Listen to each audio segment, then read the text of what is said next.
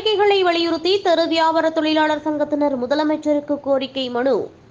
பல்வேறு கோரிக்கைகளை வலியுறுத்தி ஏஐடியூசி கோயம்புத்தூர் மாவட்ட தெரு வியாபார தொழிலாளர் சங்கத்தினர் தமிழ்நாடு முதலமைச்சருக்கு மாவட்ட ஆட்சியர் மூலம் மனு அனுப்பினர்.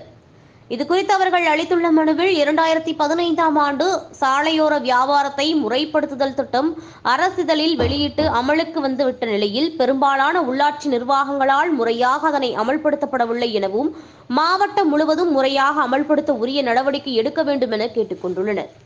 மாநிலம் முழுவதும் தெரு வியாபாரிகள் அனைவருக்கும் வியாபார சான்று, ஸ்மார்ட் கார்டு, அடையாள அட்டைகளை காலக்கெடு நிர்ணயித்து அதற்குள் வழங்க வேண்டும் எனவும் 5 ஆண்டுகளுக்கு ஒருமுறை வணிக குழு தேர்தல் நடத்தப்படுவதை உறுதி செய்ய வேண்டும் எனவும் கேட்டுக் கொண்டுள்ளனர். தெரு வியாபாரிகளிடம் வணிக கட்டணம் வசூலிக்க டெண்டர் விடுவதை கைவிட வேண்டும் என கேட்டுக் கொண்டுள்ள அவர்கள் திட்ட விதிகளில் குறிப்பிட்டுள்ள வணிக கட்டணத்தை மட்டுமே வசூலிக்க வேண்டுவதாகவும் வணிக குழு கூட்டத்தை 3 மாதங்களுக்கு ஒருமுறை கூட்ட வேண்டும் என்பதையும் கேட்டுக் கொண்டுள்ளனர். மேலும் தெரு வியாபார பொருட்களை இரவில் பாதுகாப்புடன் வைப்பதற்கான இடவசதியை செய்து தர வேண்டும் எனவும் கேட்டுக் கொண்டுள்ளனர். மன்சூர் ஏஐடியூசியினுடைய பொறுப்பாளர். தொடர்ச்சியாக இந்த சட்டம் தெரு வியாபாரிகளுக்கான சட்டத்தை உருவாக்குனதிலிருந்து அதை முழுமையாக நடைமுறைப்படுத்துறதில்லை. தொடர்ச்சியாக பார்த்தீங்கன்னா நகராட்சி ஆணையர்களுக்கும் மாவட்ட ஆட்சியருக்கும் கூட அந்த சட்டத்தின்படி முழு விவரங்கள் தெரியாமல் தான் தோன்றித்தனமாக இந்த சட்டத்தை தெரு வியாபாரிகளுக்கு மீது மூர்க்கத்தனமாக அமல்படுத்துகிறாங்க. அதாவது சட்டம் உருவாக்குனது தெரு வியாபாரிகளை பாதுகாப்பதற்காக. ஆனால் இன்னைக்கு நடைமுறையில் என்ன நடந்துட்டு இருக்குன்னு பார்த்தீங்கன்னா, தொடர்ச்சியாக தேசிய நெடுஞ்சாலையிலோ இல்லை உரிய அதிகாரிகள் அந்த டவுன் வெண்டிங் கமிட்டி அமைக்காமல் அந்த கமிட்டியிலிருந்து முறையாக இவங்களுக்கு தகவல் கொடுக்காம கடையை தூக்க வைக்கிறது, இது தொடர்ச்சியாக நடந்துட்டு இருக்கு. இதுக்கு எதிரான சட்டம் அப்படிங்கிறது அரசாங்கத்துக்கே தெரியாத சூழல் இன்னைக்கு நடைபெற்று கொண்டிருக்கிறது. அதன் தொடர்ச்சியாக மேட்டுப்பாளையத்தில் சமீப காலமாக பார்த்தீங்கன்னா தெருவில் கடை போட்டுட்டு இருக்கிற அத்தனை பேர்த்துக்குமே தேசிய நெடுஞ்சாலை ஒரு நோட்டீஸ் வழங்கப்பட்டிருக்கு. எல்லாத்தையுமே கடைகளை அப்புறப்படுத்தணும் அப்படின்னு சொல்லி மேட்டுப்பாளையம் நகராட்சியில் டவுன் வெண்டிங் கமிட்டி எலெக்ஷன் நடந்து 5 ஆண்டுகள் நிறைவடைந்த நிலையில் மீண்டும் தொடர்ச்சி எலெக்ஷனை நடத்தாமல் அந்த நிர்வாகமே தட்டி கழிச்சு 4 ஆண்டுகளாக தேர்தலே நடத்தாமல் டவுன் வெண்டிங் கமிட்டி அமைக்காமல் எந்தவித இது இல்லாமல் நேரடியாக அரசாங்கம் கொடுக்கக்கூடிய லோனு, அரசாங்கம் கொடுக்கக்கூடிய வாகனம், இது எல்லாத்தையுமே தொழிலாளர்களுக்கு கொடுக்கப்பட்டிருக்கிறது. இது தொழிலாளர்களுக்கு லோன் கொடுப்பதற்காகவும் தொழிலாளர்களுக்கு அவங்களுக்கு உரிய வாகனத்தை கொடுப்பதற்கும் எந்த விதமான டவுன் வெண்டிங் கமிட்டி கூட்டப்பட்டோ அதில் முடிவுகள் எடுக்கப்பட்டோ கொடுக்கப்படலை.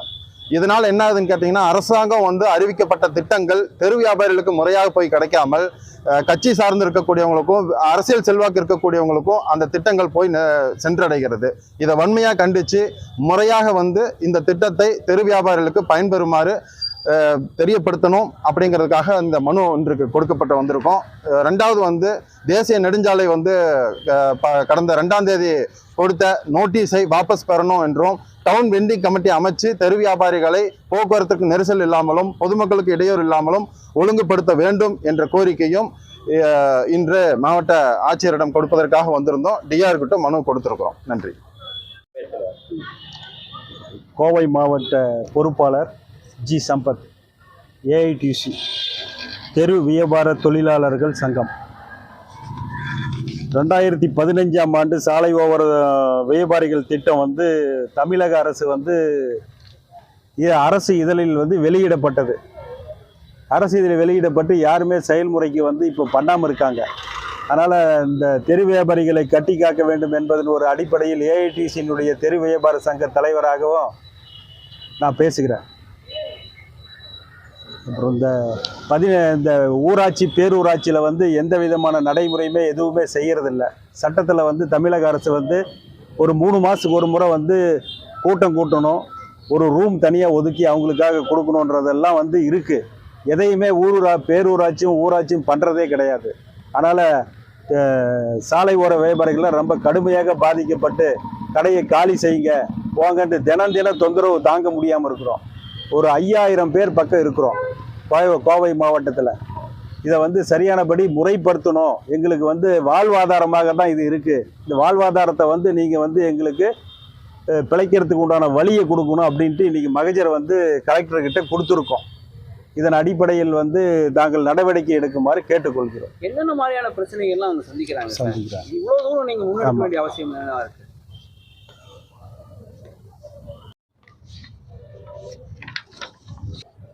சார் 5 ஆண்டுகளுக்கு ஒரு முறை தேர்தல் நடத்தி உறுதிப்படுத்தி வணிக குழு முறையாக செயல்படுத்த வேண்டும் என்று சட்டத்தில் இடம் இருக்கு. இதை வந்து இவங்க செய்யறதில்ல. இதை வந்து செய்யணும். இதை செஞ்சுட்டு அந்த பேரூராட்சி, மாநகராட்சி, ஊராட்சி இதிலெல்லாம் வந்து எதையுமே செயல்படுத்துறதில்ல. கொடுமையாக இருக்குது எல்லாமே. அதனால் வந்து வாழ்வாதாரம் சம்பாதிக்கிறதெல்லாம் கொடுக்க வேண்டிய சூழ்நிலையில் இருக்கிறோம். அதனால் எங்களுக்கு இந்த இடைஞ்சல் இல்லாமல் பாதுகாப்பு எங்களுக்கு வேணும். பாதுகாப்பு வந்து முறையாக கொடுத்து எங்களை வாழ்வதற்கும் வாழ்வதற்கும் உண்டான வழியை வந்து கொடுக்கறதுக்காக இன்னைக்கு மகஜர் கொடுக்கும்.